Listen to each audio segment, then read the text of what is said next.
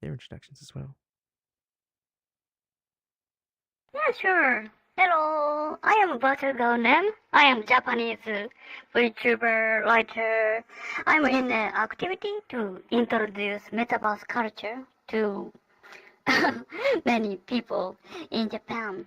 My interest is the what VR people is doing in the VR world because I think that is one of the how can I say there should be a hint of the human evolution looking into the culture of real people.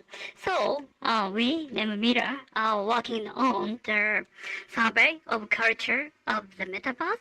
But for us, getting the uh, data of foreign people is one big challenge. So, like today, communicate between the so many foreign people is super great chance for us. Thank you. And my Hi. best friend Mira. Yeah. Hi. So, thanks to all of you for watching this stream today. Thanks to the Glitches team for inviting us and also introducing work and also supporting it. So my name is Mila, like Nam introduced. I'm half of this project. We've been doing surveys for the last like 4 or 5 years. Yeah, we change the theme or we do an update on certain like surveys we did in the prior years. That's one part of my research, and I'm also a PhD student. Struggling to understand why am I doing a PhD. And I mainly focus on Japanese for my personal research, so as an academic, on reasons why Japanese male VTubers use feminine presenting cute avatars for streaming and also living in their chat. And these types of works that we do with them is also related to my overall curiosity and interest in cultures, specifically when it comes to digital or virtual cultures and how users express themselves through avatars and how identities are shaped through the technology and the medium and how it shapes back the medium in itself. And yeah, I will tell us about it. And then I live in VHR as a cute girl. Yay. The best part of it. Right. Yeah. Yeah, that's awesome. I really just again appreciate your time and want to kind of get into the survey and kind of review for our viewers, hear what it's about and kind of before we get into questions, just give a quick summary. I know Sure. Mia, that you're gonna get into that for us there. Yes, of course. So it's a 70-page survey, so it's pretty long. I mean, the report is 71 pages actually. You can read it on Nam's Medium blog, which is for English-speaking users, or on her Note blog, which is more for Japanese-speaking users. You can find all the links her Twitter or just by typing in the name of the survey in Google Bard, you'll find all the links that you want. It's free to read. It's free to download. That was also one of the goals of all of our surveys, is to give back to the communities. We didn't want to put it under any paywall or anything. We wanted to give back to the people who gave us their time by answering our questions, so that they can also learn more about the cultures and the spaces in which they spend their time and in which they live.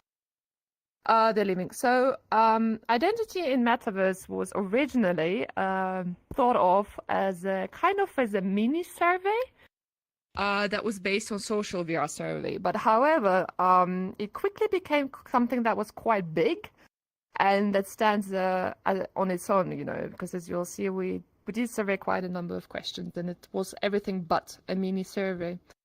So we wanted to focus on identity because after having done social VR lifestyle survey 2 times to, notice the differences, the evolution in behaviors and everything, we noticed that the users in our reports forms, they expressed wanting to know a little bit more and some deeper questions. So we thought about doing more a qualitative approach to certain questions to have people write their answers instead of proposing in a quantitative style, just like read existing questions.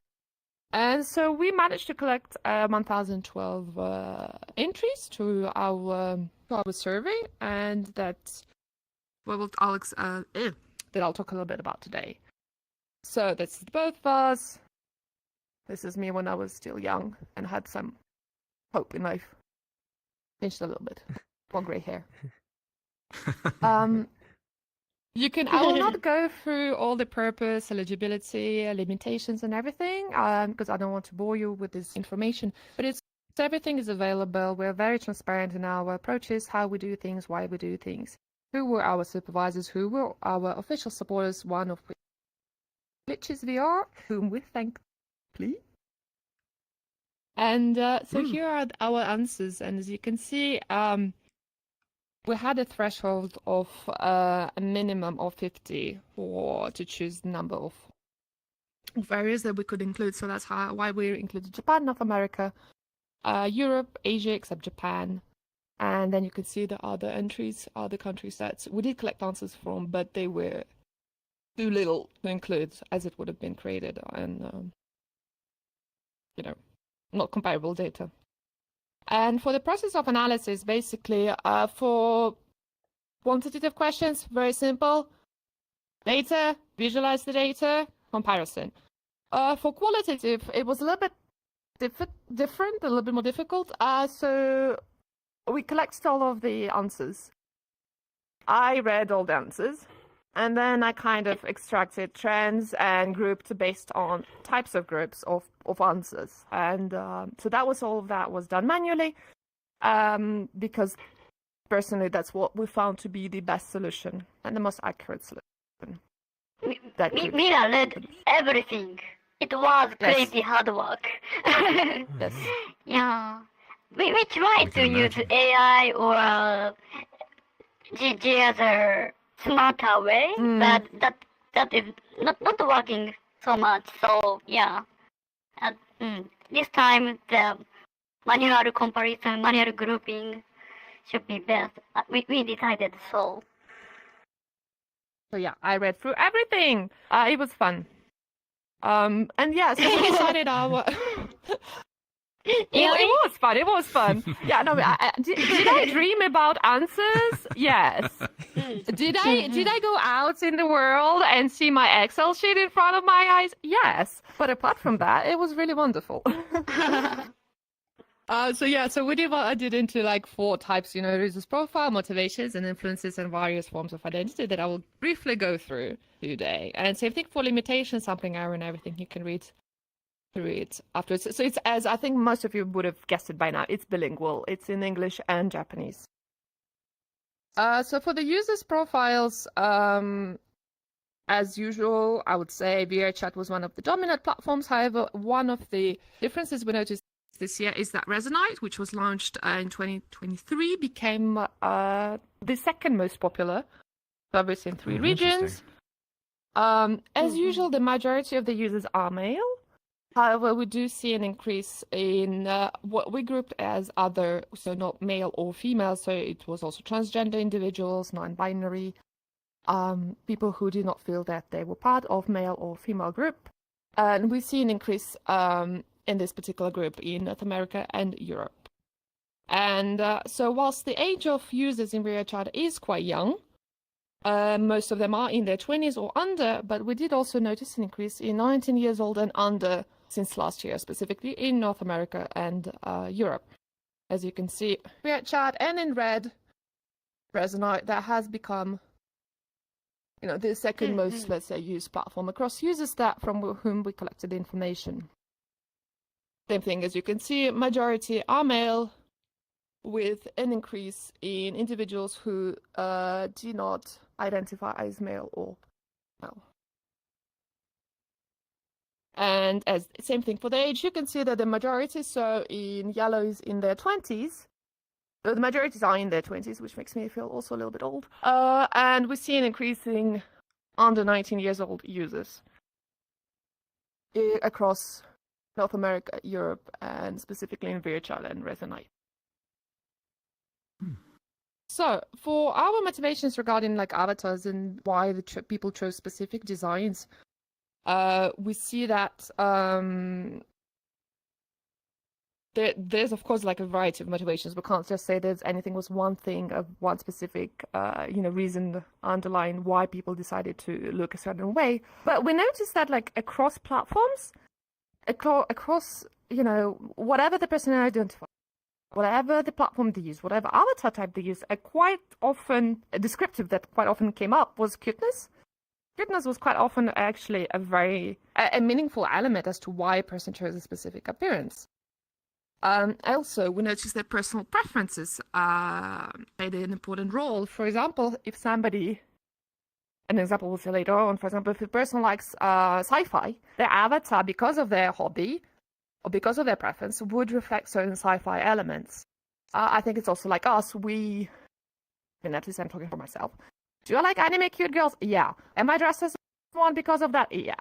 So yeah, personal preferences, they always play a role, especially in virtual worlds where we can actually,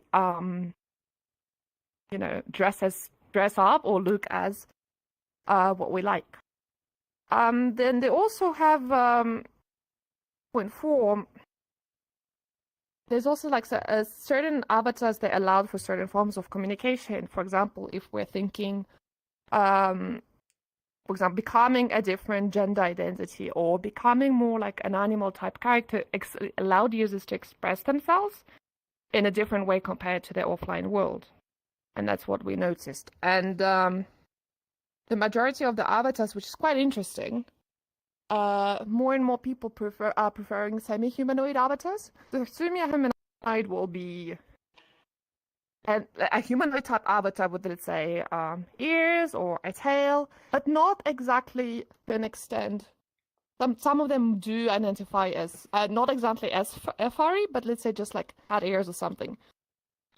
We did allow users to choose themselves which group they thought they belonged to. So those who answered semi-humanoid, they thought that they belonged to this group. Right? Furry type of avatar is included. Yeah. In this type. Yeah. And this is. And then here we have like the qualitative part, where I read through the answers. We asked people why did they choose humanoid type avatar. So we always chose like 3 main reasons. Of course, there were more than those, but we had to limit at some point. So we always chose like 3 main, and then something interesting that we found was added as an extra. So for a lot of people, it was important to kind of resemble their physical self, to be human, to have this human appearance, or they simply liked the look. But also like the avatar was familiar to them because of it being humanoid. But semi-humanoid, what was important is to be cute, have this uniqueness element to it. And then for some of the individuals, there were furries, so for them it was important to be part of the fandom. For robots, like I mentioned prior, personal preference like technology or to be part of community, this is quite important. The VTuber's influence is quite interesting because it is Nora Kat's influence. Nora Kat is a Japanese VTuber, and she has a specific type of avatar that other users also use in VR chat. So there's also that we can see here. And for animals type avatars, cuteness was an important factor, but also self-expression from the constraints of the human form, right? And for monsters, personal preference for fantasy or liking the look.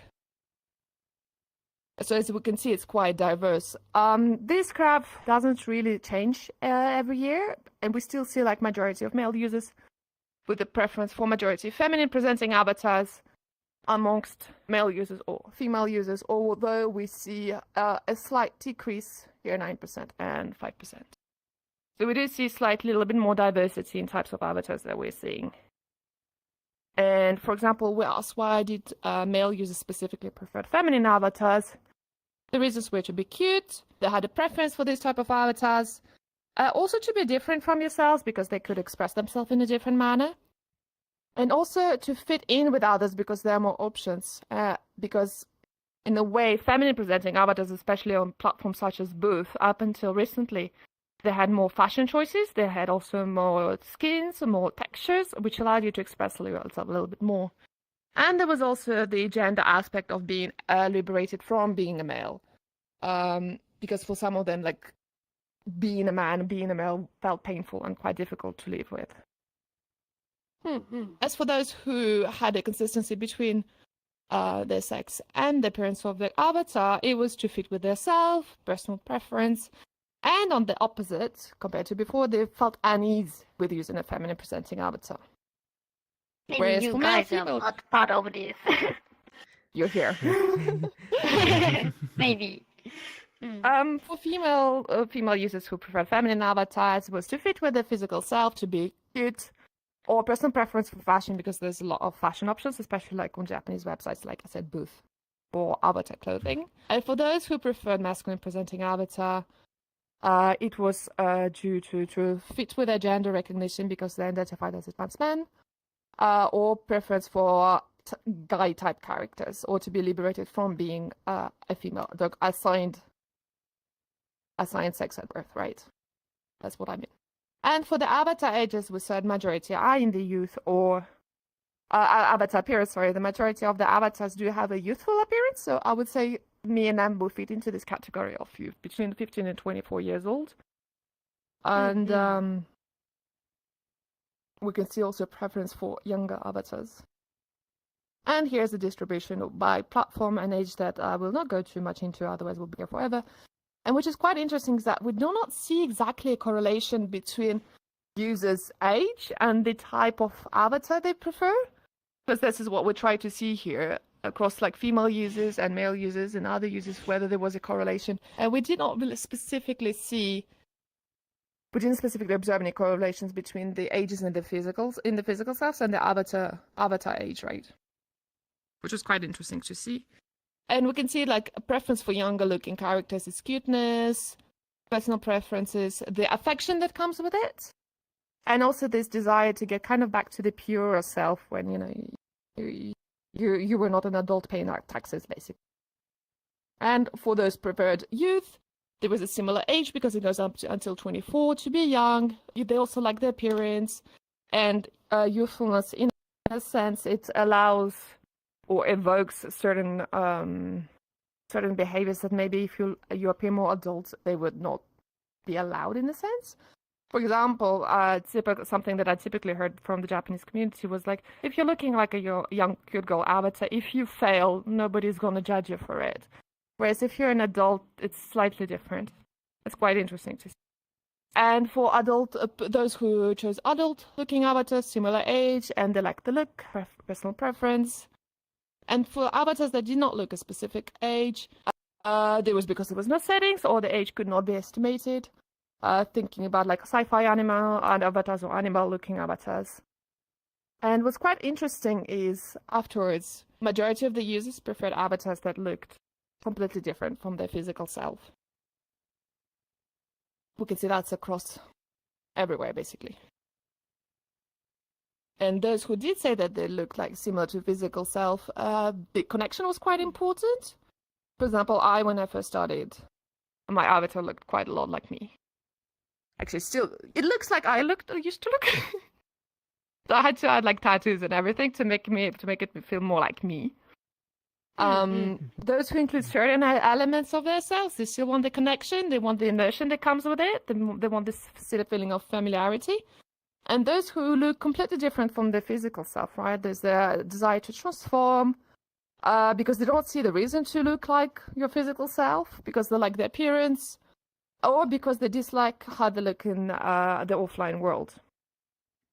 And then that was the part for the identity. And then when we look into influences of social VR, we see that the majority of people, they changed a little bit their behavior to some extent when they're online.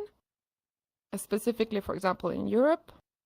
Majority said they had a positive influence. Of course, there's a slight bias because probably those who had a negative influence with VHR, they simply, or any Metaverse platform, they stopped using them and they wouldn't have answered our survey.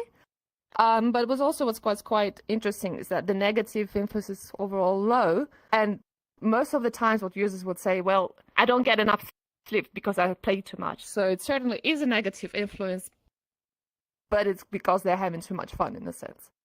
Apart from some other cases I'll see later. And so as you can see, majority do change their behavior to some extent. to be more, for example, to be more social, to fit with the avatar peers, to feel more relaxed from your position, like in your physical reality. Let's say if you have a job that is very demanding, you want to maybe like be a little bit more chill and more relaxed in VR. Also, for example, the way the body changes, how they speak, it changes also. And for those whom, according to whom, it doesn't change at all, the behavior is because they want to act exactly as they're in the physical world, or they don't see any need to change, or they do not feel good at acting. For them, it feels like they have to act. And like I said, majority said a positive influence across all platforms. Greater social interactions, mental health has improved, broadening of values or learnings, and like I said, negative influence, less sleep because playing too much, or spending too much time in virtual reality. Then great, I would say, negative influence is that, you know, the excess of VR kind of leads you to sometimes physical or mental damage also. And in the last part of various forms of identity, what I found quite interesting is that 55% of users, they do not hide who they are in VR, that they use VR. And for those who do hide, the reasons are normally prejudice from others or wanting to keep the two parts separate. And what was also quite interesting is that 39% of responses that they said that they intend to live in the future as their VR self, if they could, also online. So if you see here, like majority, they do not hide, which was for me it was quite surprising. Well, not majority, but almost. Right. Because I would have thought this for me for a long time. I wouldn't really talk about who I was in VR to my offline friends because majority would not understand. So it was quite actually pleasing to see that's not the case for the majority for a lot of people. And you can see there's also quite similar cross platforms. And reasons why people hide their VR identities, like I said, prejudice, they want to separate reality, virtual reality from physical reality, or fear of others not being able to understand. Personally, I was in the lower part. And those who do not hide, they don't see the point of hiding it. There's also a connection between the physical self and the virtual self. And some of them, they want to promote the metaverse. So to promote it, they have to talk about it and they have to talk about who they are. And here in this graph, when we ask people, do they want to live as their VR identity in their daily life? What's quite interesting is that 39% they have the intentions to live as their VR identity in the physical world. So we can see once again, apart from North America, where there's a big difference, there's a consistency across platforms and everything else. And for those who said that their VR identity is already their main identity, it's because they feel that VR identity is more authentic. They spend more time in the VR than in the physical world, and because both identities are pretty similar. For those who want their VR identity to become their main identity, because the reasons were because it's their desired self, better self-expression, more fun, and because there are issues in the physical world that pose that. Those who do not want VR to become their main identity is because they want to keep them separate. For them, the physical world is also quite important, and VR is simply a hobby or a game that they don't use the difference. And then for those who use the same identity in VR and physical world, for them, they're themselves, it's the same identity. They don't see it for that reason they need to change or separate, and they enjoy them basically equally. Yeah, that's the reviews from Dr. Junji Oyama, who helped us with the supervision of the survey. You can look through it afterwards. And that's the survey. I went through it very quickly. If you're interested in certain parts, please have a look at it. I really kind of zoomed through it very quickly. But yeah, okay. there are a lot of different parts. It was the first time we did qualitative answers and qualitative questions because we felt that we needed this kind of a deeper understanding that we could only get by asking people to write in their answers and what they thought. Yeah, can we move to the avatar appearance. Yes. Avatar appearance.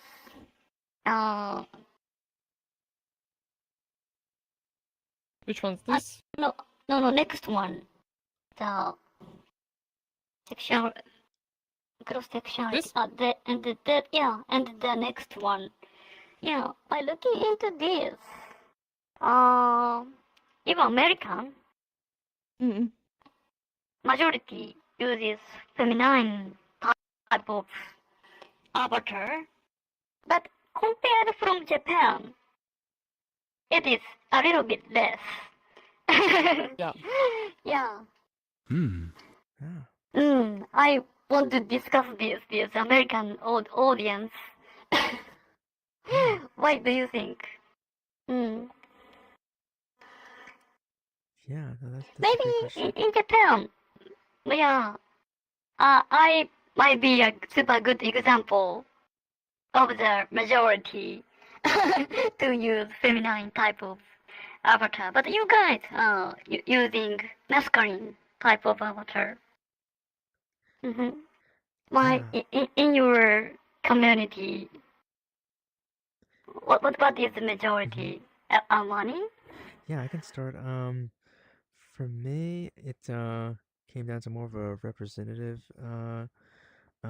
aspect, especially given how at least in terms of my skin colors, like I'm in a sort of minority with that, and so I kind of really wanted to represent myself, just not just for myself, but also for potential users of social VR like me who may not be as familiar with both VR as well as the concept of socializing in VR, and that you can be yourself and you don't have to be anyone else. So that was I see that kind of a big totally deal. makes sense. So you mean your real world identity is also it is super important in the virtual world.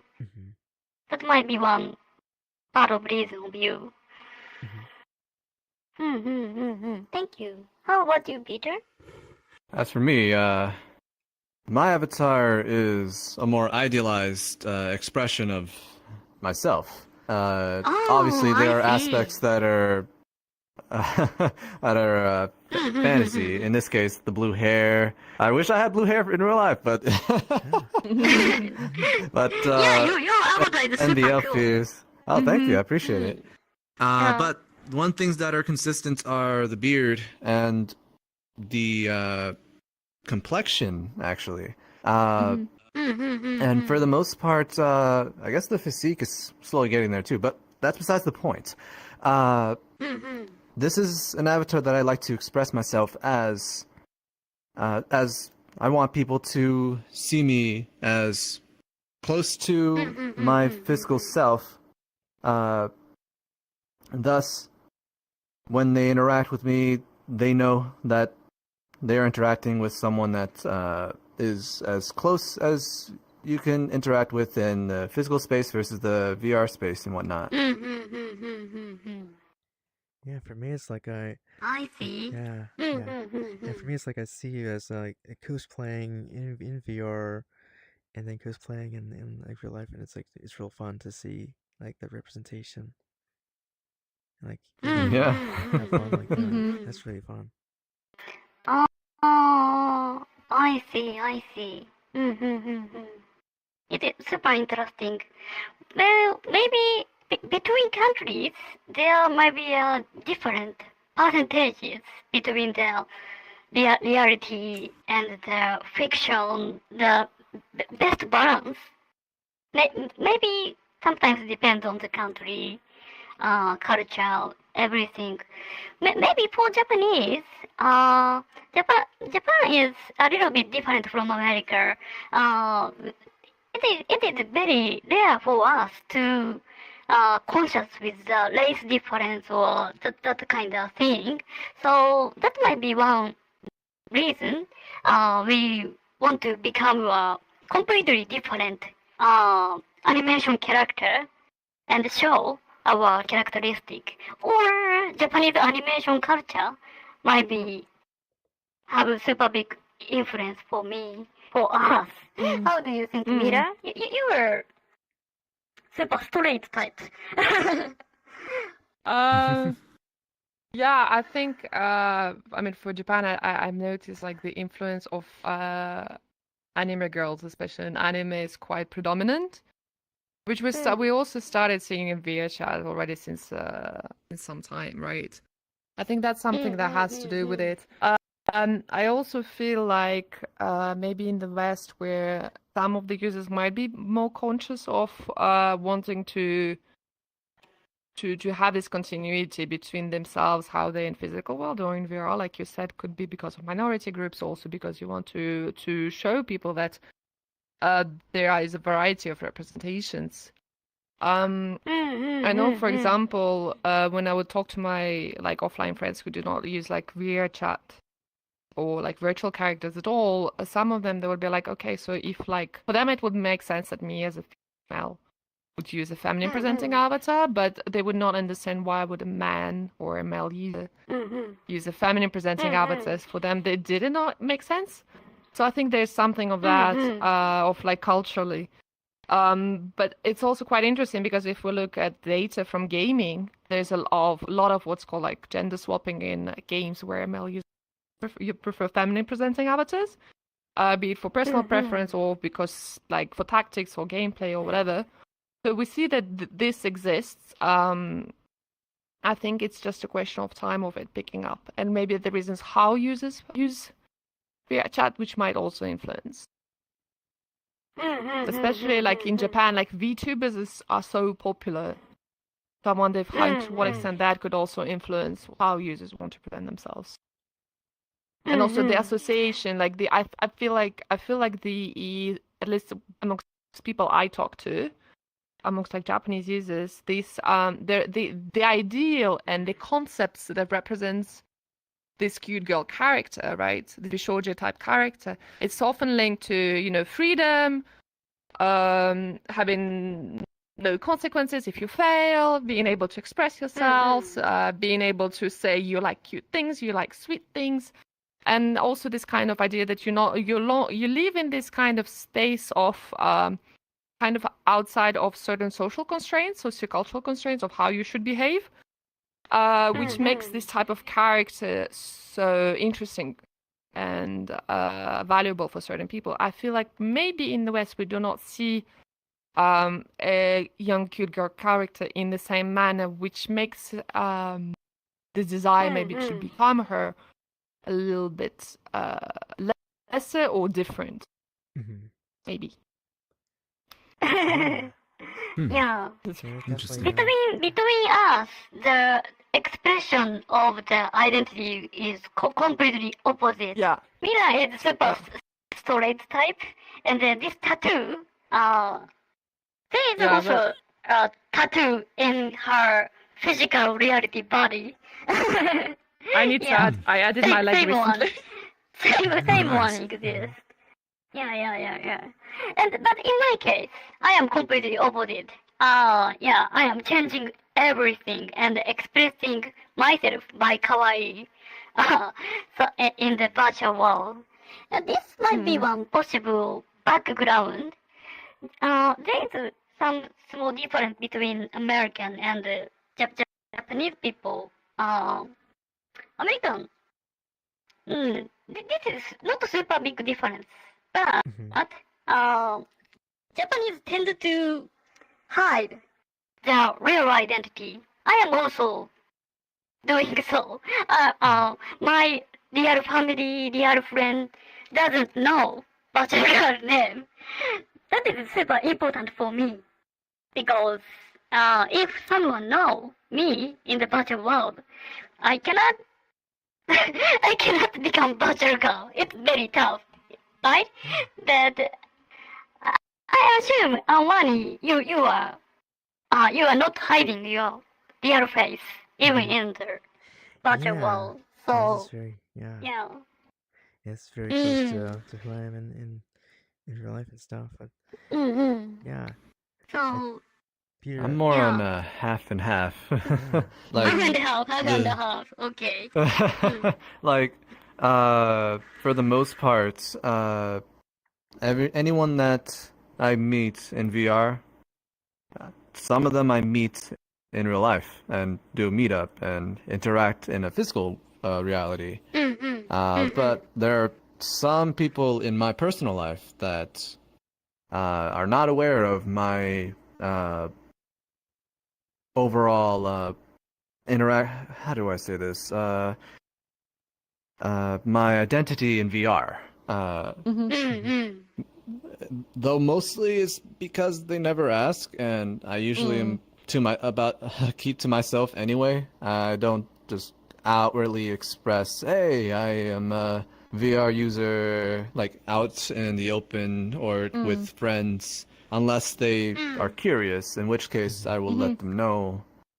And very much nonchalant about it. Nothing grandiose. But with that said, it is interesting to hear their insights or their overall perspectives of what they think in general. And for the most part, at least for the people close to me, they're like, good for you. That's great. And they don't really delve further. Yeah, I feel like I'm like the most, I guess, open to sharing like my VR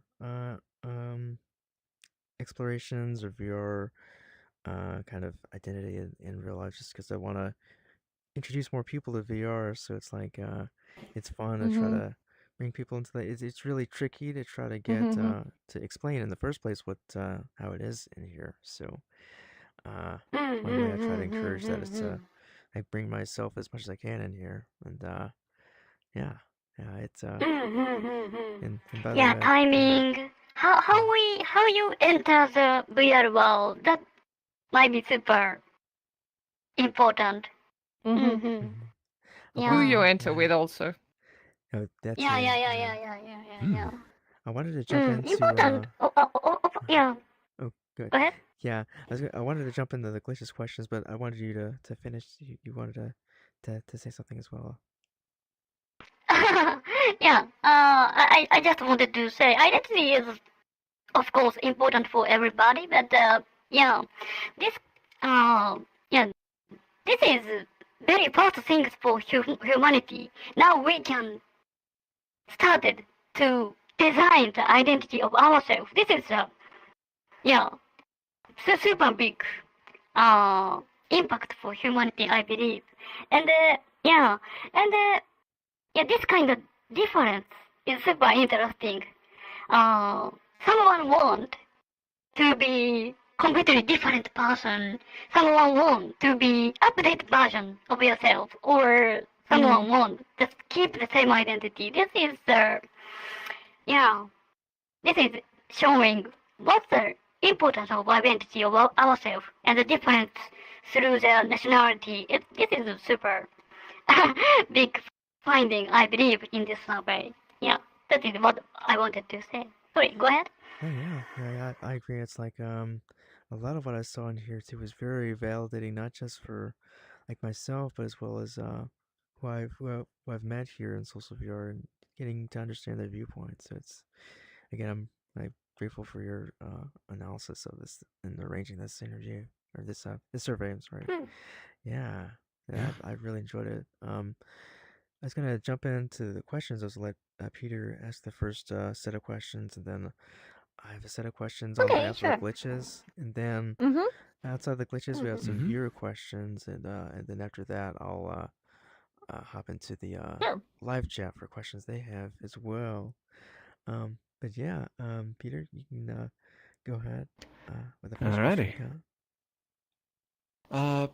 This one was partially answered during your presentation, but guess I wanted to go a little bit more into it.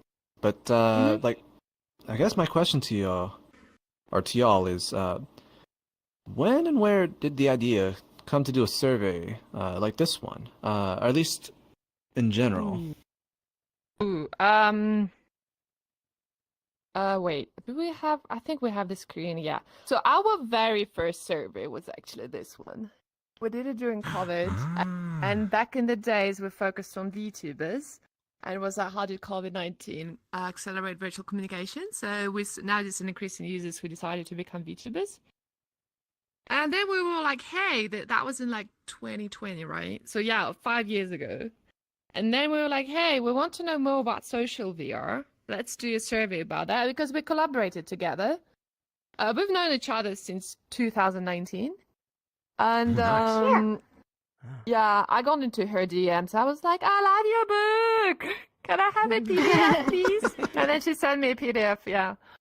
And here we are, 6 years almost later.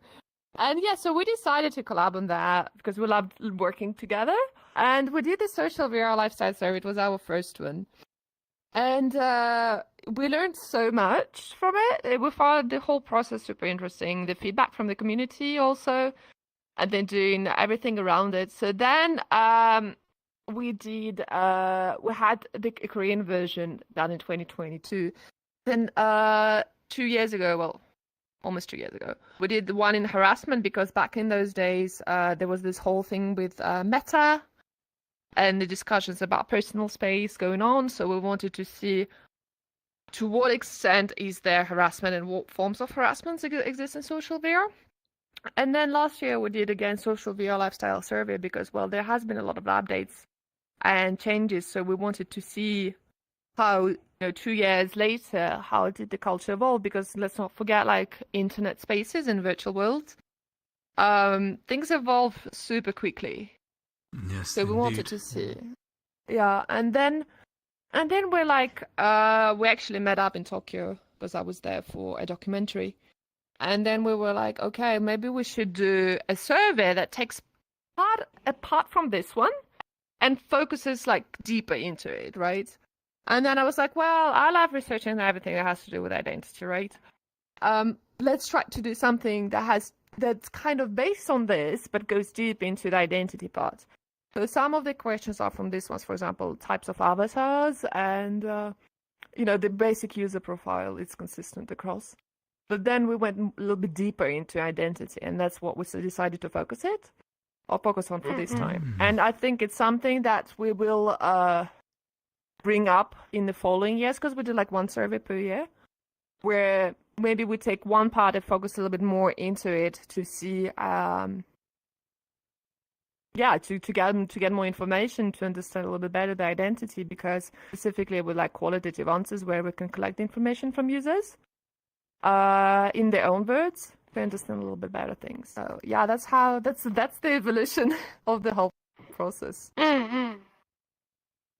Alrighty. These surveys are all basically quantitative survey. Yeah. And in the quantitative survey, we can just know the percentage of the result, but we cannot know the background, actual reason, actual culture, everything. So we did this new survey focusing on the qualitative approach this time. That is one more reason. Alrighty. That actually will lead to my next question, as a matter of fact. As you've mentioned, you've mostly just been doing quantitative surveys, and then recently just did, for the first time, a qualitative survey. I guess my question to y'all is, how long did it take to arrange these survey questions? Because I'm sure that must have taken a bit. To design the survey questions or to analyze them, or both? Well, actually, that'll be the next question after. But yes, Oh. to arrange and create the questions in general. So we did that. Is not super long, but this time it was super hard. Go ahead, Mila. I'd say it took us maybe a month or two, but it wasn't constant work. We would go on and off about it because we have our own lives. But what was quite challenging was, first of all, choose questions that were meaningful enough without having to ask a follow-up question. Because asking follow-up question would have required also analyzing that data. So the struggle was, how can we reduce the number of questions without losing in meaning?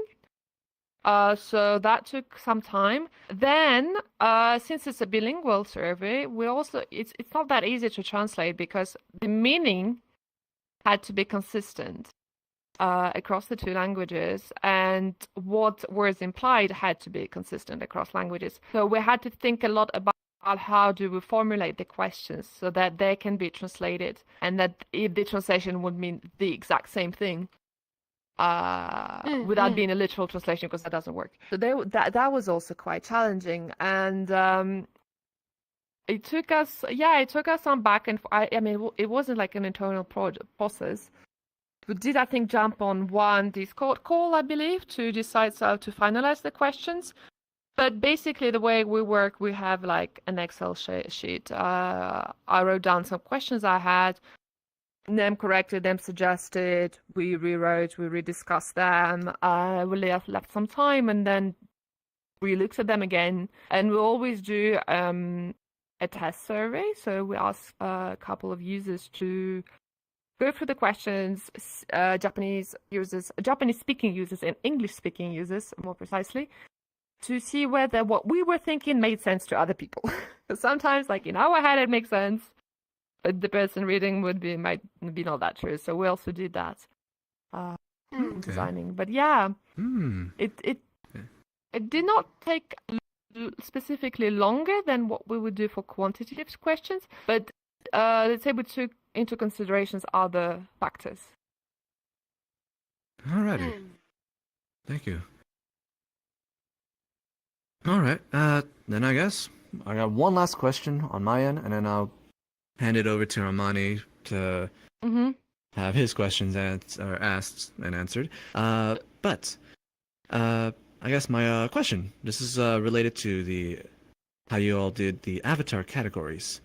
How did y'all distinguish the certain avatars from each other? Like, for example, like humanoid versus semi-humanoid. Because there's like, I believe, like a certain threshold y'all designated, but I'm just curious.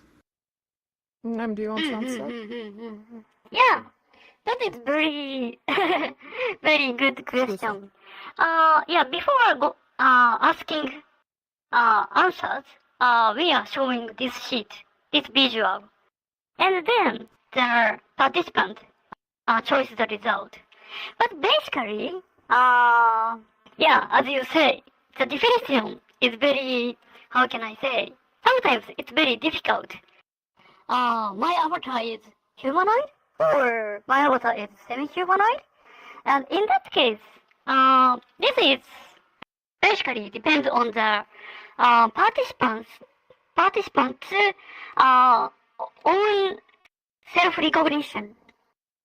So even if two persons is using the same avatar, one person might answer, my avatar is humanoid, but another user might answer, my avatar is semi-humanoid. This is also possible. Anyway, this percentage is just showing the not the actual design, but their own recognition. This is the answer. Ah, I see. So this is the participants' self-answer that you've recognized. Absolutely. Ah. Yes. And back in the day when we designed this sheet, we also asked, I remember Nem asking on her Twitter for users to submit images of semi-humanoid or their humanoid robot avatars as examples. So these are images provided to us generously by VRChat users as examples of their avatars that would part of this category, which is very, I find, personally helpful when answering this question. 3 years ago, semi-humanoid is not so many like this. Yeah. But yeah, this is increasing year by year. We don't know why. It is very interesting. Humanoid is decreasing. Even though humanoid type avatar is majority in the physical reality world. Yeah. That's interesting. Cat girls for life. Yeah. Yeah. Yeah. It's kind of Maybe related. fantasy element is very good to show their own characteristic. Yeah. Yeah. No, that makes sense. I'm curious too. This was kind of a follow-up question to this one because it's Mm-hmm. we were trying to discussing this and the glitches team. It's like or the collective here, and we were wondering why in particular why furries weren't enter the furries up users who were in the furry fandom. Why weren't they in their own category instead of being included in semi-humanoid? Is that Um, um because also issues with international, let's say, service. What might be considered as a furry in the West might not be considered in the same way a furry in Japan. So it was simpler to, because, you know, the issues with, let's say, large scale surveys is that at some point you have to create a survey in a way that's understandable by everyone, which means, of course, sometimes sacrificing certain minority groups because you cannot include everything, unfortunately, when it's a large scale survey. So based on our experience with previous answers from previous years, and within our own experiences in communities, we knew, for example, for a fact that in Japanese communities, yes, there are people who identify as furries, but first of all, it wouldn't be exactly the same term. Or for some of them, it would be including animal-like characteristics, so semi-humanoid. So if we would have included semi-humanoid with animal ears and then separately a furry, we would have had the issue of, okay, then to what extent do we separate from a user being a furry or a user being a semi-humanoid and then a user being an animal-type avatar completely differently, right? So we prefer to combine together because there were users that expressed that there were similarities. And because it felt that it was an option that would let's say would suit the majority and that the majority would understand it rather than making the separation. This is maybe one of the most difficult topic. Yeah, to investigate the avatar culture. For example, furry is a combination of human and animal, right? But the percentage depends on the culture. In Japan, less animal, how can I say, animal level 10% or 20% might be majority. But in Europe or American, animal level 70% or 80% might be majority. And yeah, we are calling all of them simply furry. But in reality, there are so many different percentage groups. And yeah, and the name is also different between countries, so complicated. So we are categorizing all of them in semi-humanoid. But recently, semi-humanoid is increasing year by year. So at this, maybe in the future, there will be we separation. need to, maybe. We're not sure.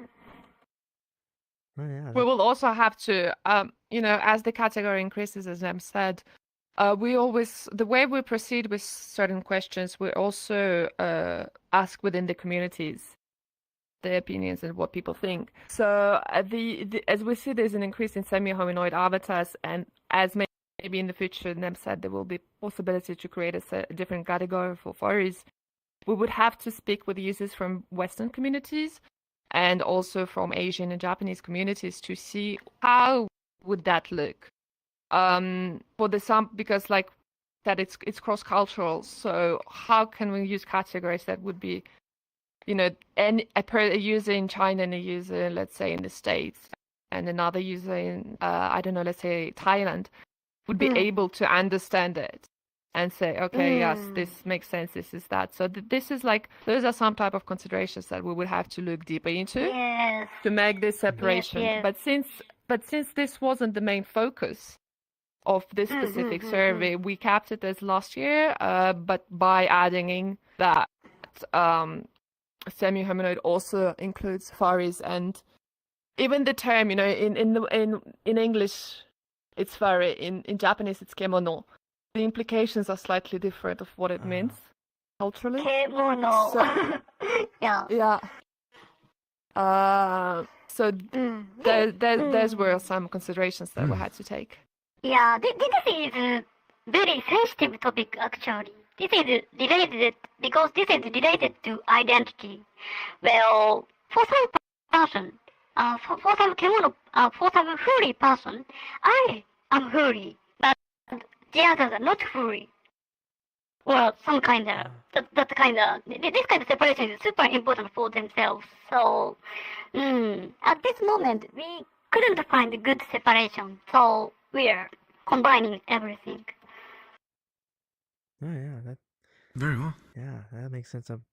It kind of really gets into my next question too, because there are all sorts of different terms in the survey, and you mentioned this too about in the limitation slide. I think it's the seventh slide, talking about um, the language bias, and I'm curious too in general about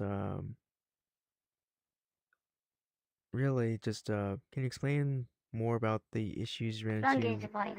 Yeah, with English and Japanese, and especially let's Mm-hmm. say terms like defining, I guess, physical sex, and then talking about the presentation with Yeah. physical sex and gender presentation, and kind of. Yeah. So, put simply, well, first of all, one of the simplest biases is that basically only people who could speak English or Japanese could answer this survey. There's only two of us working, so we could have done it in French, but the French-speaking community of VHL users, they do understand English, so we kind of, for the sake of the length of the survey, we kept two languages, which was the easiest, and which two languages that we both understand. So there is this bias. So of course, somebody who does not speak of any of those two languages, they cannot answer our survey, or if they're using like an online translation tool, that could hinder the comprehension. Those were one of the biases. Now, of course, like we shared this survey on our Twitter, we shared in Discord groups. We asked for our supporters also to just sit down here, to share our survey, which by doing so, we tried to limit also to the bias of who would answer us, because of course, like if we only send the survey to people in our own communities, that will also create a certain bias. So we tried to limit that as much as we could by asking our supporters to share the survey.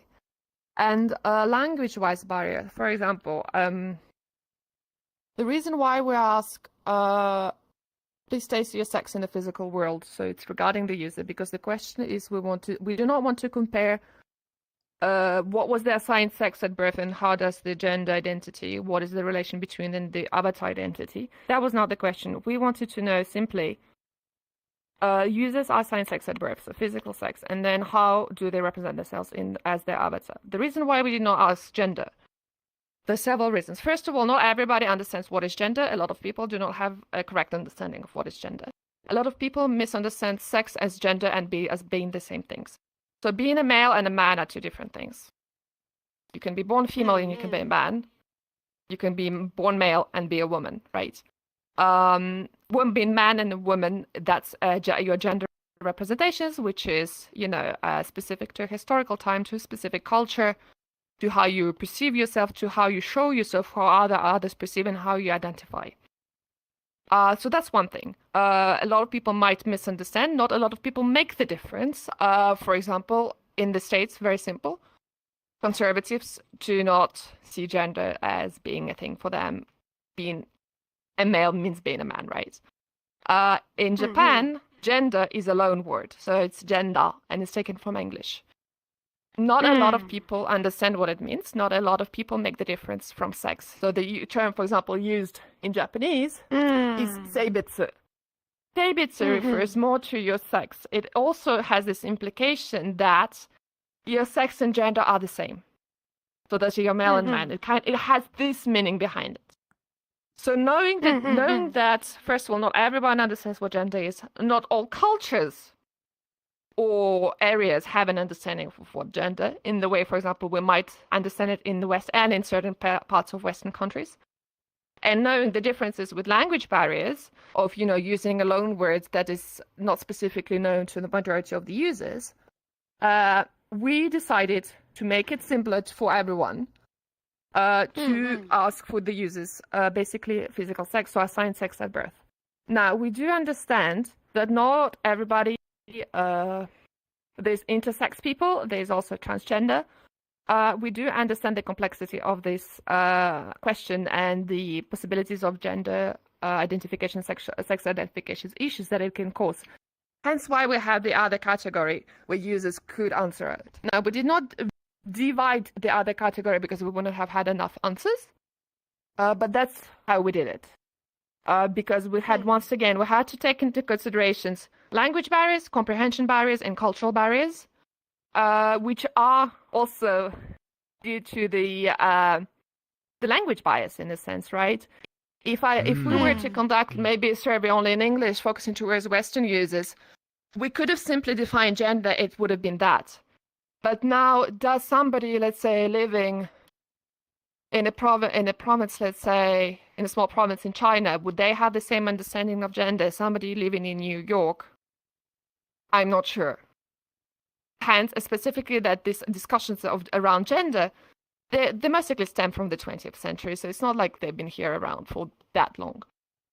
In the way how we understand, right? And there's still a lot of debates, there's still a lot of discussions. So we had to be also kind of careful in the words that we're using and the language that we're using due to the language barrier, but also thinking of like, how can we use the terms that most of the people would understand and the categories that most people would understand? And how would those things translate from one another? For example, the English version of saying you're assigned sex at birth, which has been a preferred way of asking for users' physical sex, to be more how to say, to use not a more protective language, but to be more meaningful for individuals who are transgender.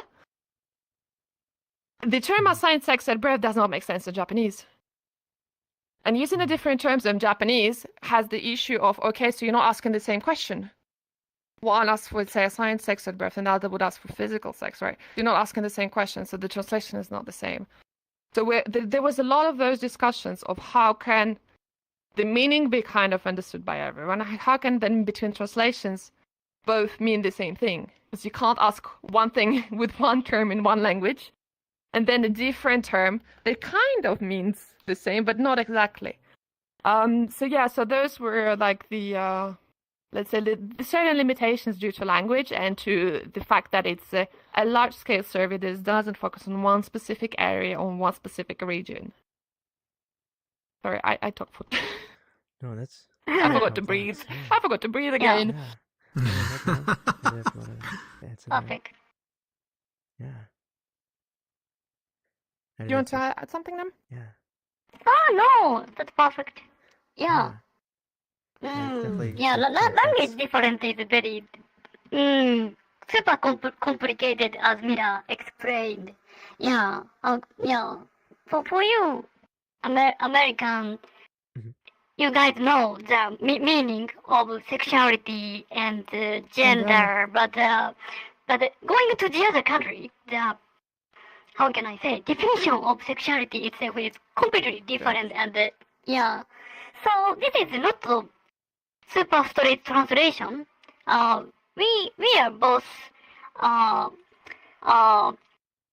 speak Japanese and English, so we can try to translate, keeping the original meaning through languages, but adding more language might be super close to impossible, I think.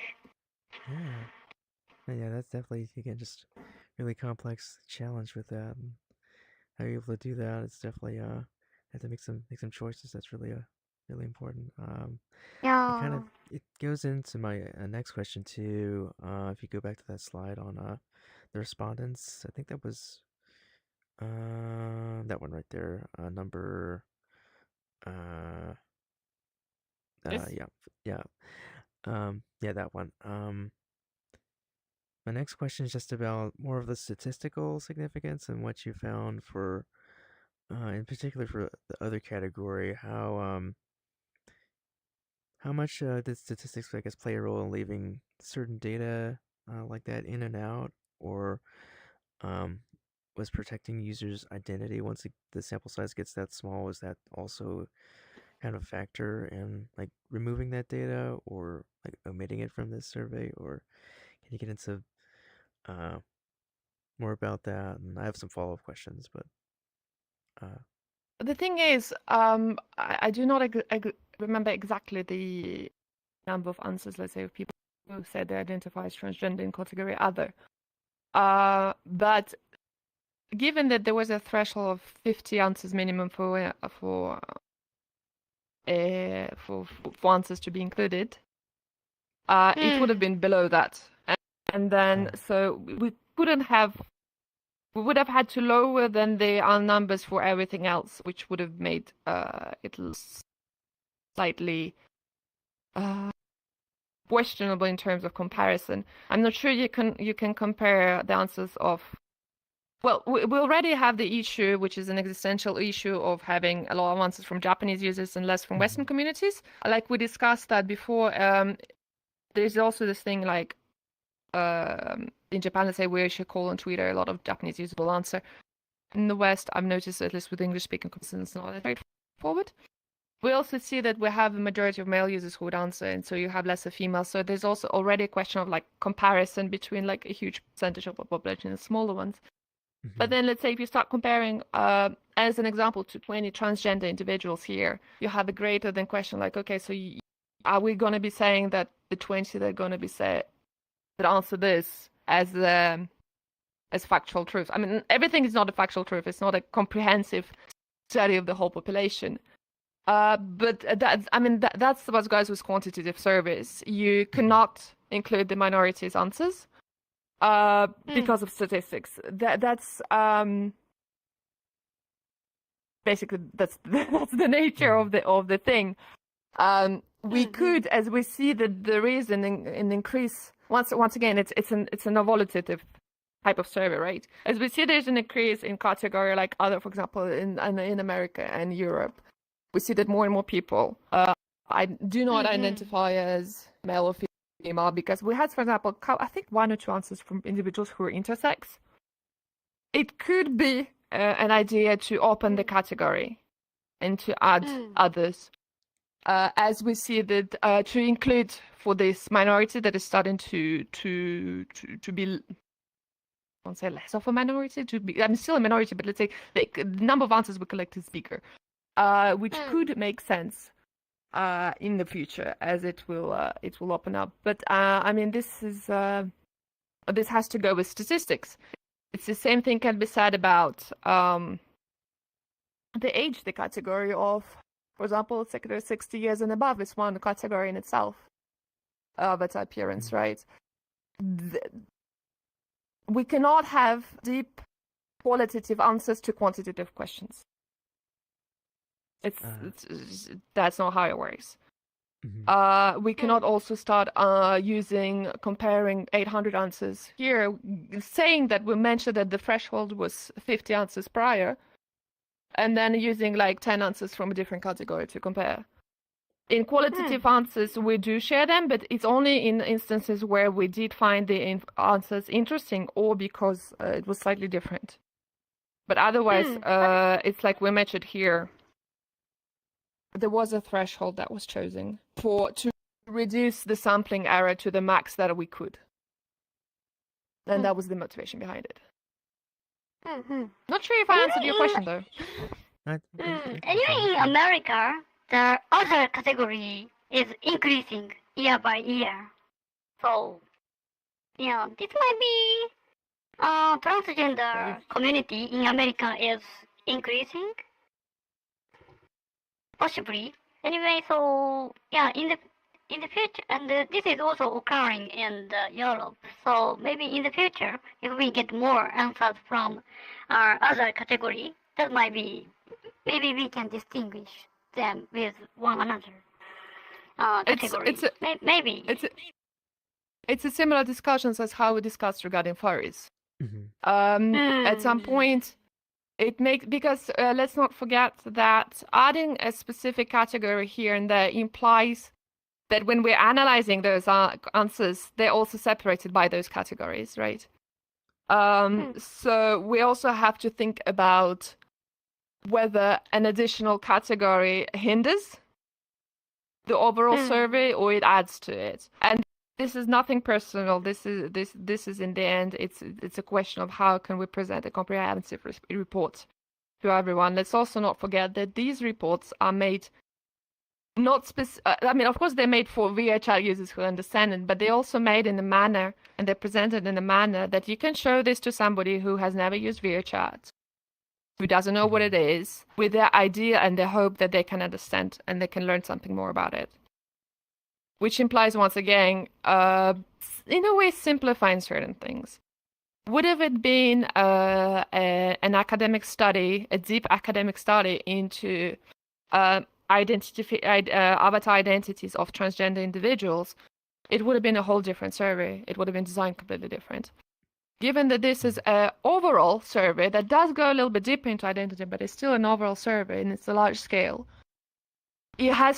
certain things have to be done in the same manner for it to be, comprehensible and understandable to everyone. We also not have to forget that, how can I say it in the most political correct manner? Sometimes media picks up things in a certain way and twists them, right? We've known that happened quite a lot regarding internet cultures.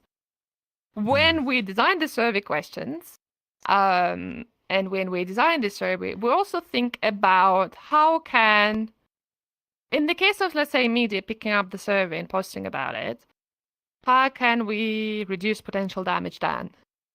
Great. Of course, we do not hide any answers or anything, but we also present things in a manner that will be the easiest for people to understand. And that even if all of a sudden, let's say, a journal article completely misses the point and misunderstands it, by having the slides being sufficiently clear, at least we can hope that the reader can make, critical reading and understand that maybe what's being written is not exactly correct. So that's also something that we have to keep in question because, for example, our survey was published on Japanese newspaper, in print and online. It was shown on Japanese TV. It was talked about during Japanese documentaries.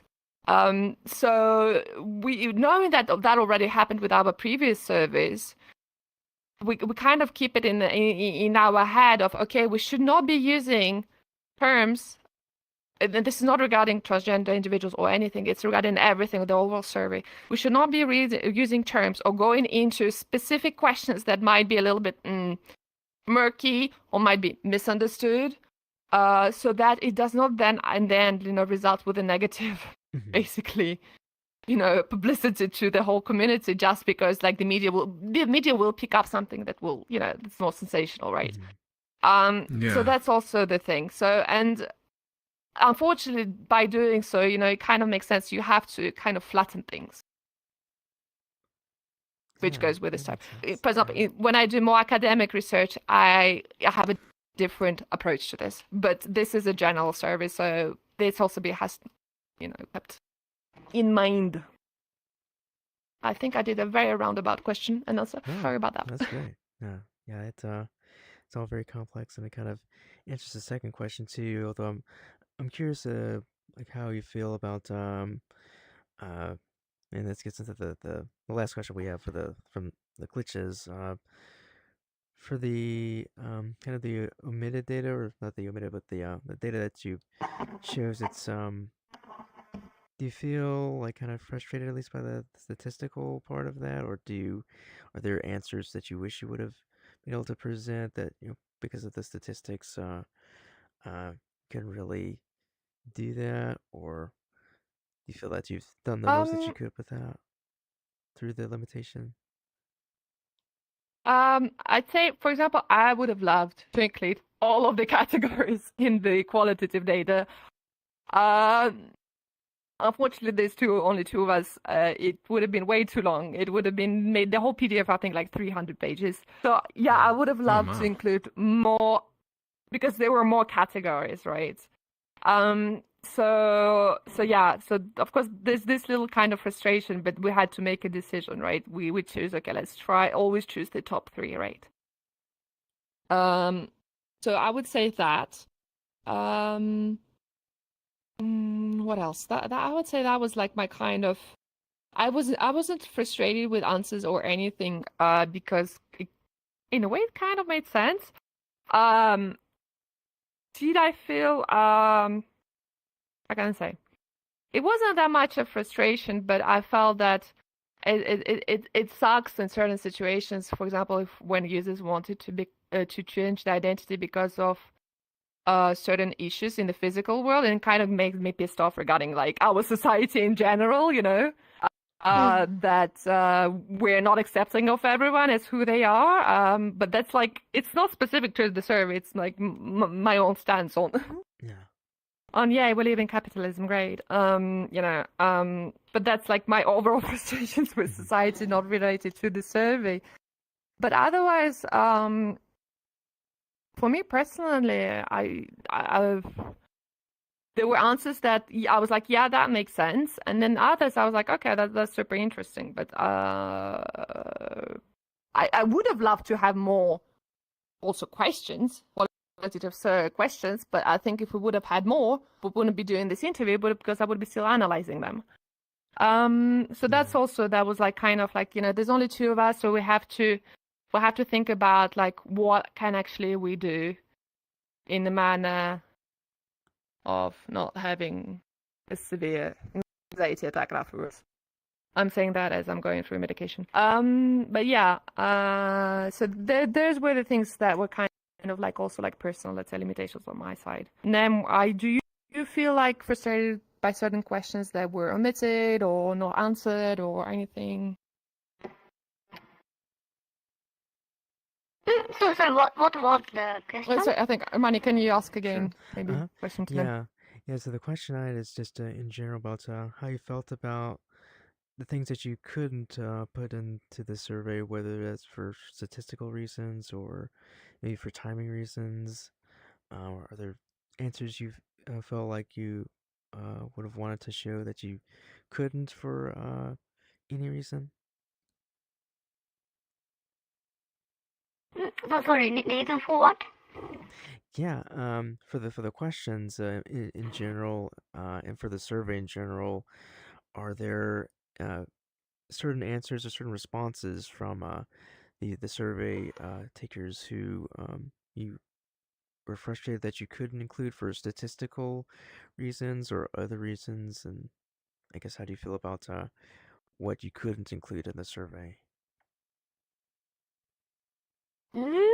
Sorry, I couldn't catch. Sure. Yeah, could you? How do you feel? At that point?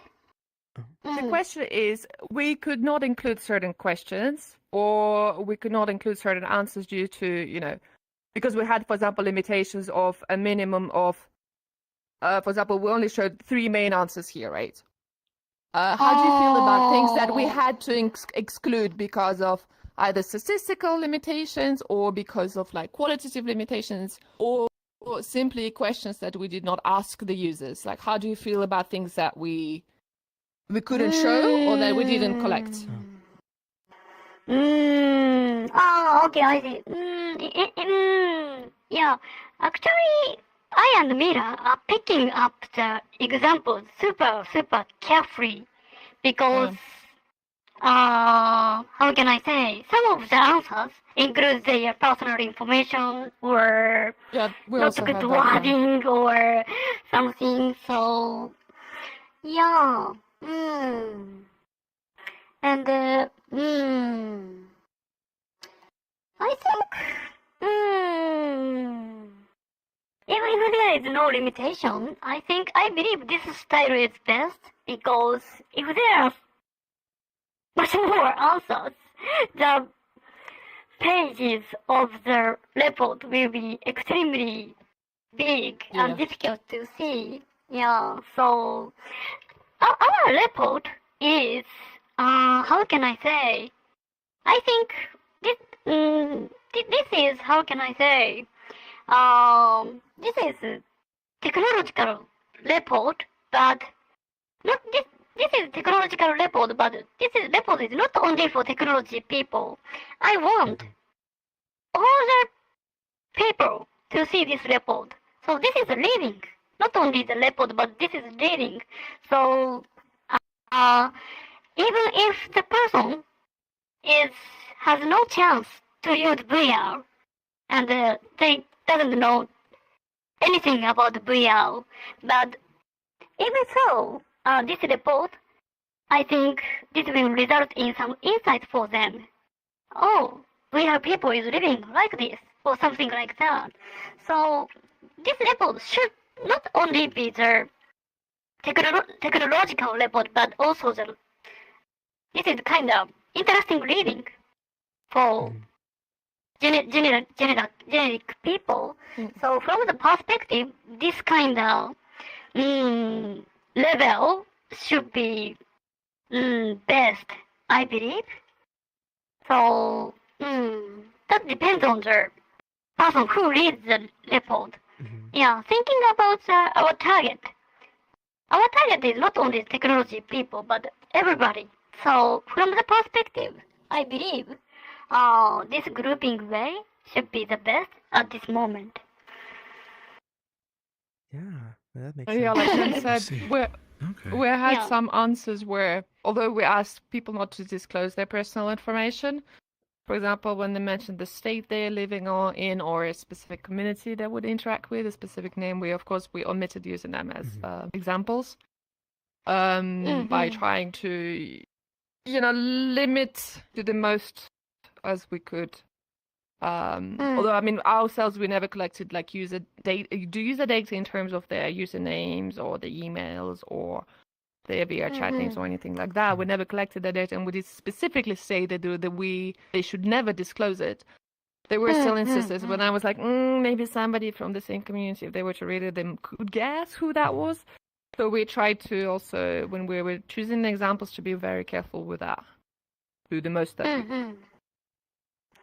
I think we need to remember VR people is still super minority in the world, and yeah, if something occurs, all our culture will be broken by physical reality world, maybe, and to avoid that kind of bad future, I think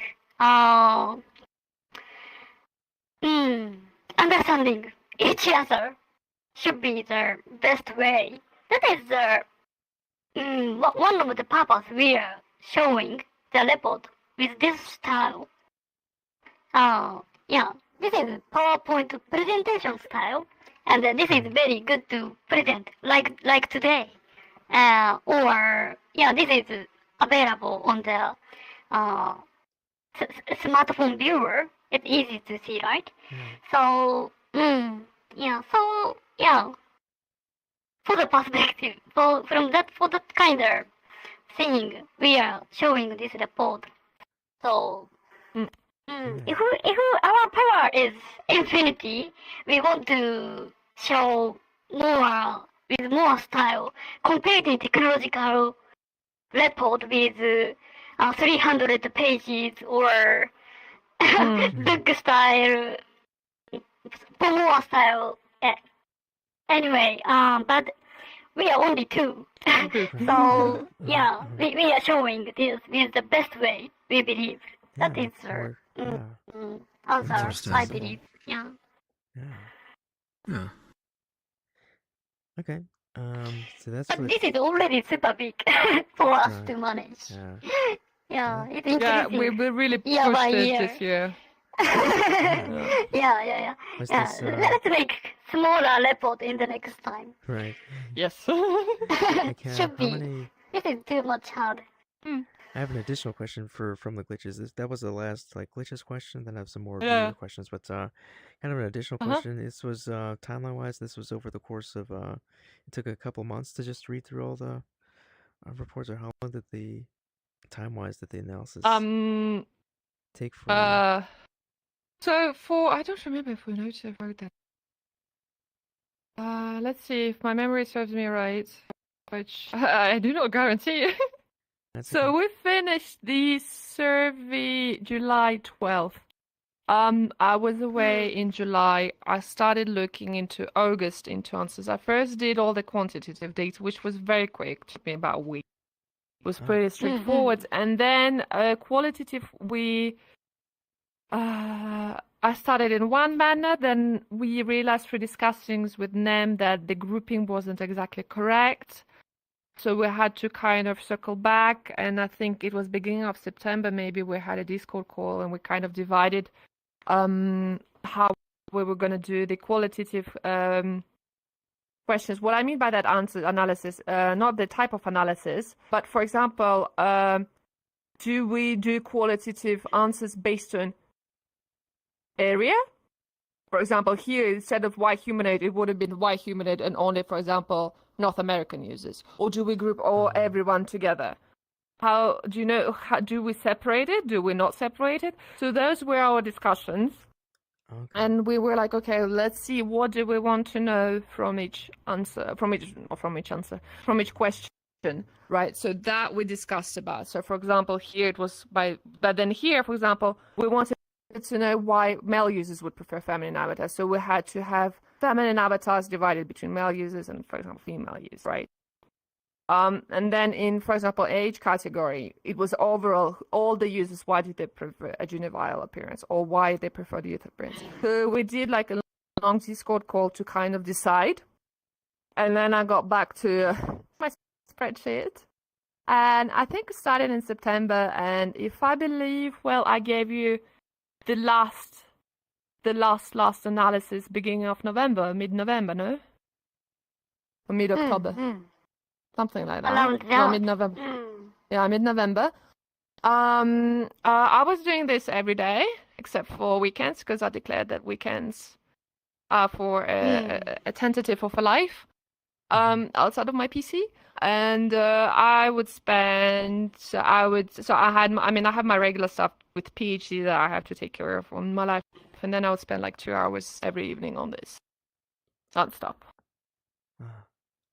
For about almost, well, starting really end of August and then up until like mid-November. It was something along those lines.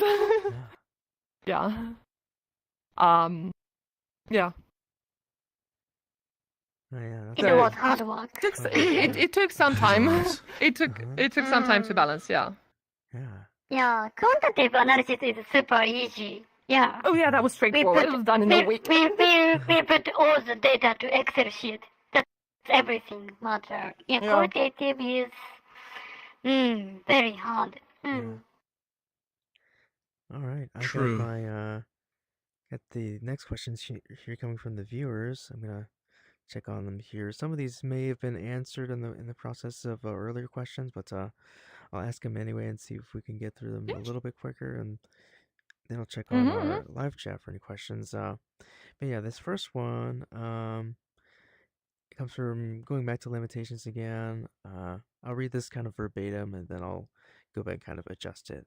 But the question is, do you think the limited scope of this survey and biases from that could also potentially limit the authenticity of the results or limit them to the reflection of the platforms themselves instead of examining the communities?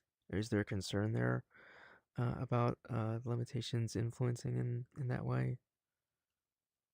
And I can that's the point of limitation. I mean, the point of limitation is not the limit. Authenticity, we can question what is authenticity.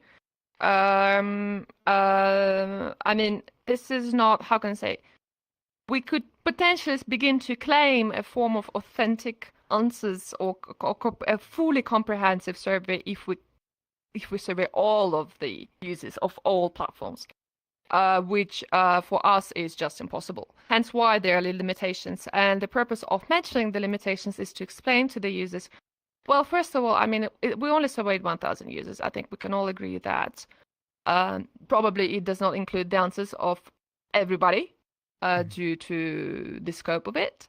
We did our best to promote the survey the most that we can with our supporters, to include the most, walks of lives of users who would answer it, to gather the most data that we could. But that's limitations will always exist and biases will always exist. And I think it's difficult to talk about authenticity, because if we want to start talking about authenticity, we can question to what extent were users being honest or authentic in their answers. And the moment we start doing that, we can never end. How can I say? There will be always limitations to the point, especially in surveying communities or groups, if you don't survey the whole population. I think it's a wonderful thing that the population of all different platforms that we have here is not limited to 1,000 users. That would have been a little bit sad. But the more answers we gather, the more, different opinions we can discuss, because we would have the data. And for that, it would be lovely if more and more users answered our survey to, expand the knowledge and what we gather. So, yeah.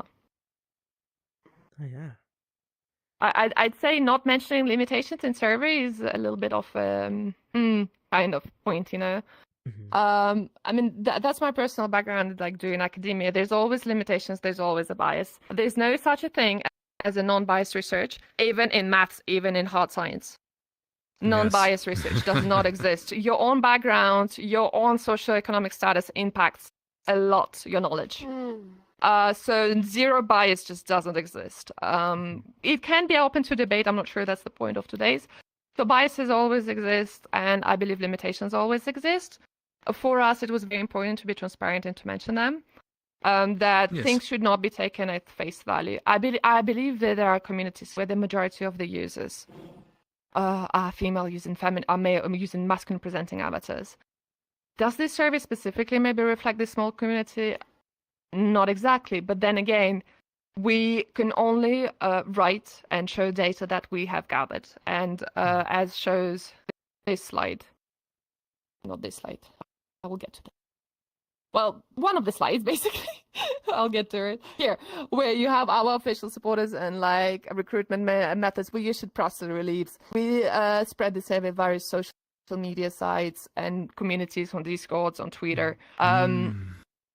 We try to, open up to that. It's not only our followers or only our friends who answered, right? So that people like we had absolutely no connection with would have answered the survey. So, and we have immersive via, it's an English-speaking base, Accent Park, English-speaking base, you guys, English-speaking base. Via Clubbit, UIUC, English-speaking base. Metaverse, we have Hiki, which is Japanese company, Pandora Japanese, Medical Japanese, Frontier, Frontier Japanese, Viagito Japanese, Vinos Japanese. So we have different like supporters, be it communities, be it media outlets, be it groups, who spread with their own communities the service, so that it would open it to the most population we could. So yeah, that's right. Yeah. This is kind of a second question. And kind of, I don't want to say it's similar. It's just a little bit of a different question. Do you feel that by prompting participants to reflect on choices that are created for them in the survey, that the survey may have created reasons for the participants to, rather than uncovering their original responses? Do you find that you may have created kind of answers for them for the survey respondents to questions? If that makes. I can re-ask the question just to make sure it makes sense. If I will try to answer, and if my answer makes sense, then maybe understood. For example, let me choose a good. So of course, if we're asking about avatar age, we have to propose the categories, because we need to, and this was also long discussions about how do we differentiate and everything. So we, of course, when we ask based on the category, it prompts a certain answer, because the users will have to choose between which they feel more like. But then the core purpose of qualitative questions behind it is for the users to express more in details their reasoning for the answer. right? Because, I mean, we do questions prompt certain answers, yes and no, because for us to be able to do a survey, we need to have questions. We have to have an objective of what we want to understand, right? Otherwise, it's non-formal interview, which is not possible in this type of research. For example, regarding age, there's specific answers, of course, but then the users could always explain their answers and more precisely, they didn't just answer, for example, in this question, yeah, we prefer younger looking avatars, but they also gave more deeper explanation as to what it actually meant, what was the reasoning.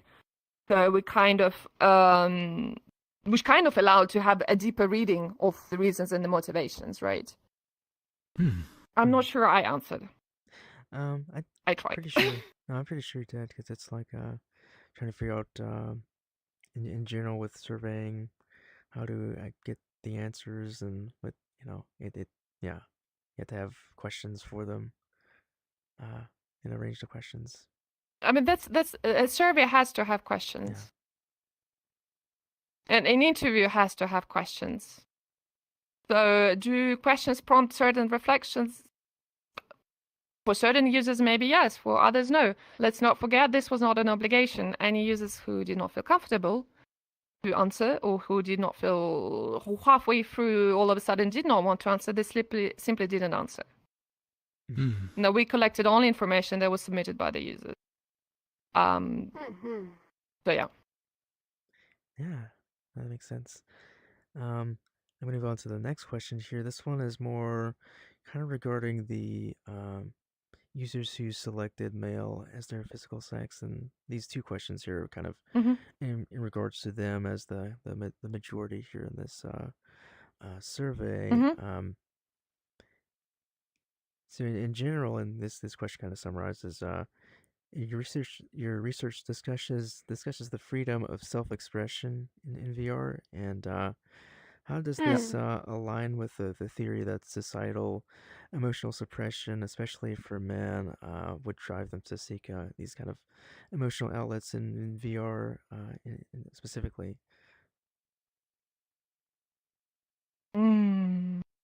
So the survey specifically, I mean, we did have instances where we had, let me get to it, where, for example, male users, why did they use feminine appearance? They did mention, like, to be liberated from the idea of what it implies to be a male user, for example, right?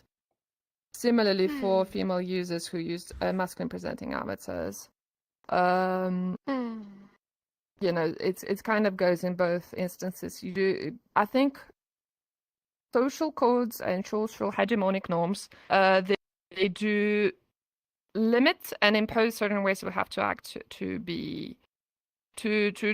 achieve a certain level of, let's say, comfort, in a sense, in society. We do know, because if you do not act a certain way, you can express yourself, but it does come with certain implications, which can be, reduced, possibilities of maybe even work or acceptance from the outside, or even like instances of violence being targeted towards you. That's, I think, the issue with our societies in general. The virtual worlds, they are new in a sense, but it is a continuity of internet, and we do know that in online games, this desire to also sometimes portray characters that were completely of a different appearance, or even non-human or elf or whatever, sometimes could also come from this desire not only to be better at a game or for tactical reasons, but also to kind of escape this social constraints of life. Something very similar, fantasy books. A lot of people identify with certain characters. A lot of, for example, me as a female reader, I identify quite often with the morally grey male characters, because it's something that I just cannot be in my daily life, right? It's a kind of escapism, but it can be like in a negative and positive manner. And I think we do see it here in virtual spaces, but it's not something new. It has existed for long periods of time. It has preceded technology. think of just like books and poems and everything that preceded theater. You know, I mean, Shakespeare Oh, yes. had so many roles. They kind of questioned the hegemonic gender norms and expectations. So yeah, I think it just demonstrates that hundreds of years later, no matter the medium, no matter the space, no matter the culture, the hegemonic norms do hurt certain individuals and societies and cultures. Not sure if I answered. I'm so sorry for my answers. I sometimes go into roundabout. No, this is great. No. It's good. Yeah. In order to that, I think avatar expression has, how can I say, two aspects. Avatar is sometimes identity expression, and avatar also has the aspect as a fashion, and the balance depends on the person. Yeah. In my case, the weight of the balance as the identity is super strong.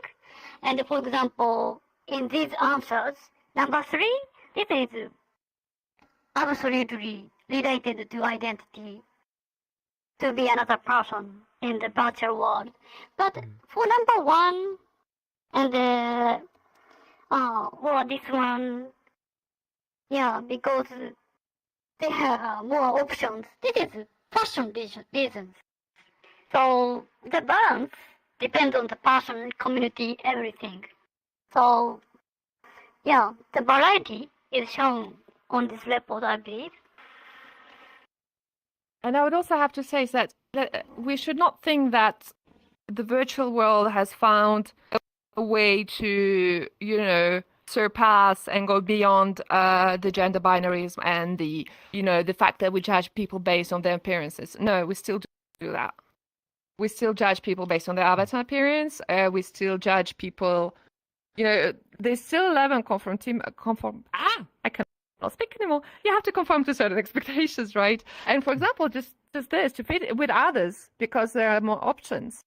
This shows clearly, you still you're using an avatar for different appearance to you, not only based for your male use, feminine presenting avatar, but then it's also to fit with others because others are using the same avatars and you want to be part of this community. So then you have to use a similar avatar to be part of this community. So we still see that, we're humans. We all, by changing where we express ourselves, we are not going to have a completely different mentality. There's going to be some links. So we still see that, this virtual space did not exactly, let's say, completely deal with the issues of the sociocultural expectations and hegemonic norms. They're still reproduced differently to different extents, but also in the virtual space. Oh yeah. I'm saying as I'm using an avatar with a micro short, but hey, sexualized appearance, who? Yeah. All right, this is the last question here, but before I ask it, I wanted to make sure for any of our viewers here who want to put any questions for the live chat, I was going to give them a sort of heads up to put them in the live chat, and I can get to those here. We do not bite. Yeah, and we got about 15 minutes here left, so this is the last question. Then we'll have some time for any extra questions as well as reflections here from all of us. But yeah, this last question here, again, it's kind of in the same category as it, asking about users who've chosen the physical sex of male in the response. Would you say that those users in the survey exhibit behaviors that reflect certainty and dominance, or would you say they've exhibit behaviors that are more of curiosity or inclusivity? I have to admit that I did not pay attention to that. Not in terms I did not pay attention to that. I cannot think exactly of examples. I had maybe 1 or 2 answers that kind of come up in mind. I don't have the exact quotation in my head, but I do remember reading, for example, male users saying something along the lines of, Yeah, because like young female appearance is like the best prime age. Did that make me feel a little bit like, as a woman reading it? I was like, yeah, but I remember that being like one instance. I also remember like individuals saying that, yeah, they started to question their gender identity through the experience in the metaverse, and that kind of made them feel, you know, a little bit, well, they questioned their experiences and what they learned, right? Can we say that it's part of inclusivity? Yes. I would say I had a little bit of both of them. Now, I do not have, I do not remember having like a specific emotional reaction to being like, oh my God, everybody's saying this and this is like super misogynistic, or like, oh wow, this is super inclusive. I do not remember exactly those thoughts coming or those emotions. But then again, I was not reading those answers with that specific mindset. So I cannot affirm or deny, basically. Okay. Well, yeah. I'm gonna check the live chat here just to make sure, and while I'm doing that, we can kind of go through reflections. I can kind of start with mine because yeah, this is really, I'll say again, it was really validating Thank just for you. myself to see this all together and see not just how I felt, but how others felt with their identities and their avatars. Probably the trickiest question too that I'm thinking about is the very last one, talking about your identity matching your avatar's identity, or if the other way is are you trying to match like how the identity, what identity are you trying to match? And for me, I'll just give my own example because in real life I'm really Yeah, close to this that's right. avatar. Yeah, and while I do that, yeah, I'm really close to this avatar, but in real life I didn't really have blue glasses, but I ended up getting them. So in a way, I'm kind of I got some physical reality to match my my avatar in virtual reality now. So I'm kind of like I remember yeah, seeing those cool exactly. glasses. Yeah, Peter and I, yeah. Yeah. Yeah. So it's kind of, for me, it's almost like a identifying aspect now that as Peter can attest to, that we've met in real life, and he's seen me with my blue glasses, but it's like before that, before my avatar, I didn't really have I wasn't really wearing blue sunglasses, so stuff like that I found validating to see into you like this. But Peter, didn't know if you Yeah. wanted to kind of add on to that with like kind of how you felt or thought about the results in general. All right. Overall, I do find, or excuse me, I really found this to be a very interesting survey, and really just appreciated y'all's work and Presenting it and giving a lot of interesting insight for users to observe, or excuse me, to oh my God, I am blanking out. I That's okay. apologize. That's No okay. worries. It's all. It's But all yeah, just to enjoy and to really just go through and learn more about, while also just uh, giving people a means to like kind of think about these aspects of identity and whatnot, while allowing again better discussion and just overall just something interesting to consider overall. But with that said, yeah, yeah.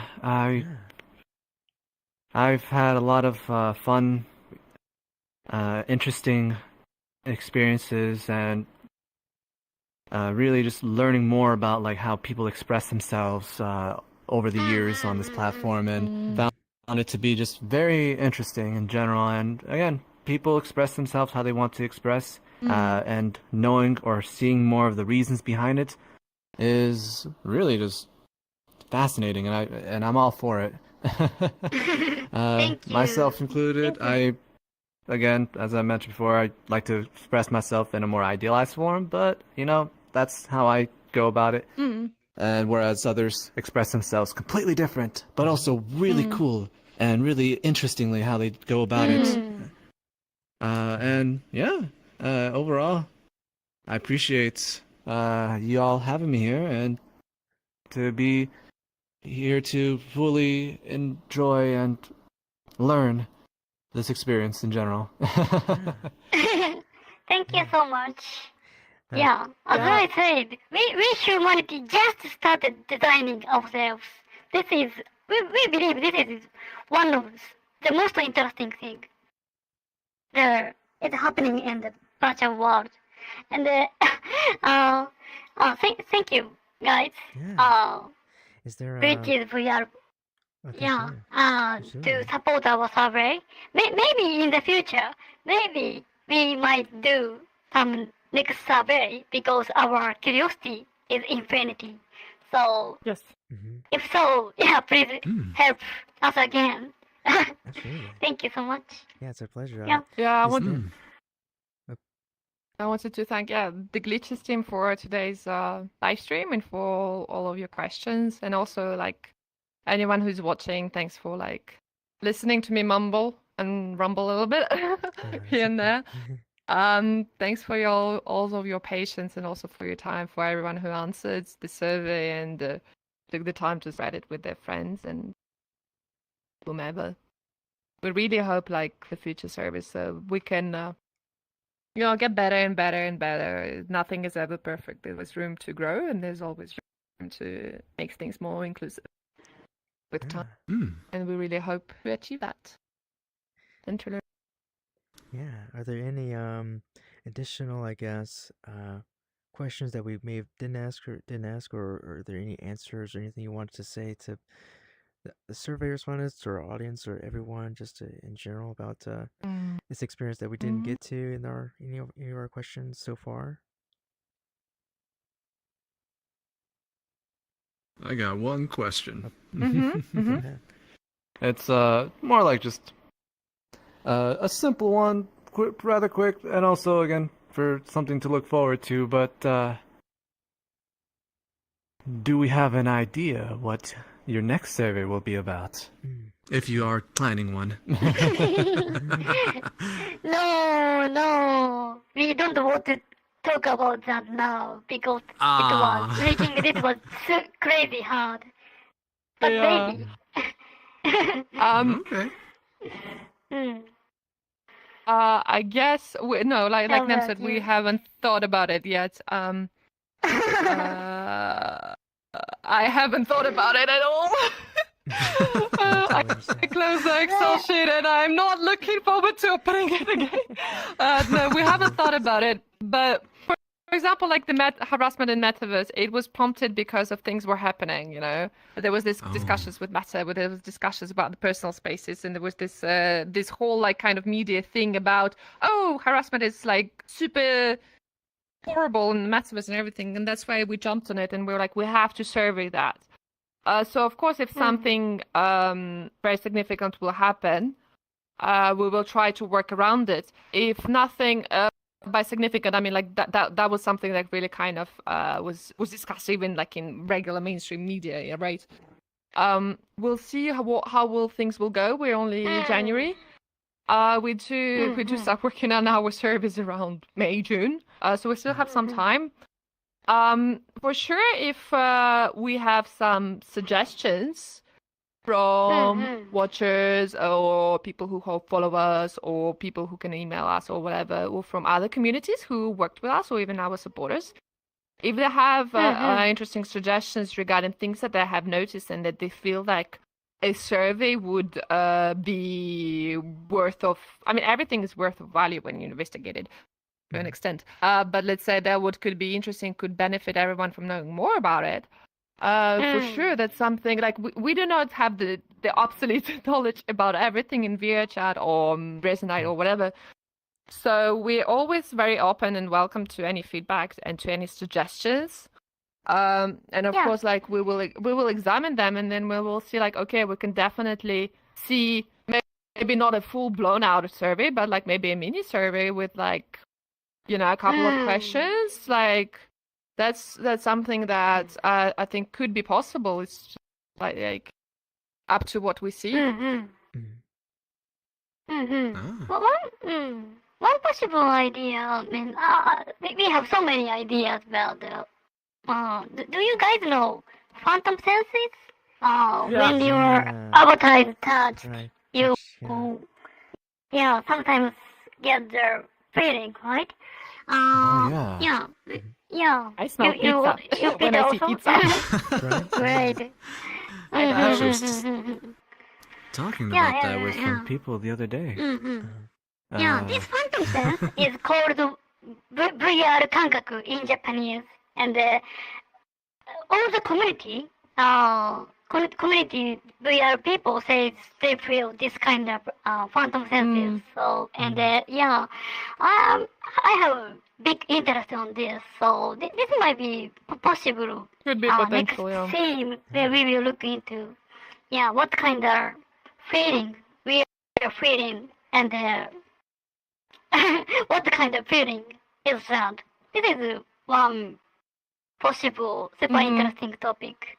Anyway, we will, as Mila said, we will look into the feedback form, and there are so many ideas for the from the participants. So we will look into that to come up with idea. Yeah, that'd But be great. no, nothing at the moment. Yeah. Okay. Yeah. Yeah. Well, seeing no questions at least right now, and no other responses I got. I just again want to thank you for your time and for all the time with the survey and now and just in the future as well. We really appreciate it, and viewers, we appreciate you as well. Yeah. Survey respondents here. Thank you for Yeah. joining, Thank you everyone. so much. Joining Yeah. us. And Thank you. before I Yeah. close, I want to just also say, in the Medium post, which I'll put in the bottom of this page here, we'll have the link to the Medium page as well as the link to the feedback form where you can enter in more responses that you have, or as well as questions that you have. Yeah. Yes. Yeah. This one. No, this one.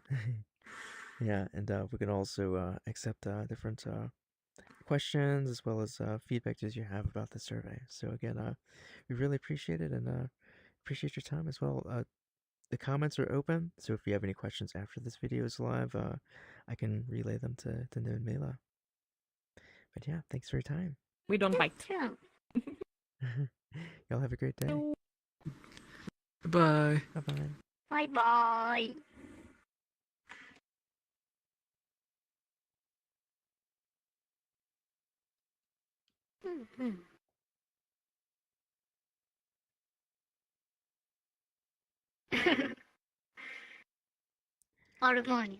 Alright.